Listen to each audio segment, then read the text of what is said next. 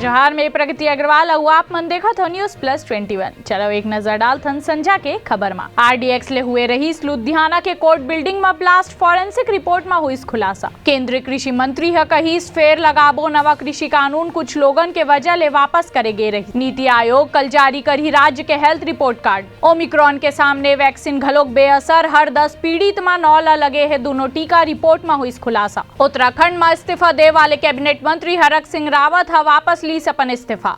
आला कमान के दखल के बाद बदली फैसला। रायगढ़ के नवोदय विद्यालय में 13 छात्र निकली कोरोना पॉजिटिव, स्कूल कैंपस हुई कंटेनमेंट जोन में तब्दील। सनी लियोनी के नवा गाना मधुबन में राधिका नाचे के होत रही विरोध, संत बोलिन आपत्तिजनक है गाना। पूर्व मुख्यमंत्री रमन सिंह के भांजा के खिलाफ FIR दर्ज, मतदान केंद्र में करे रही तोड़फोड़।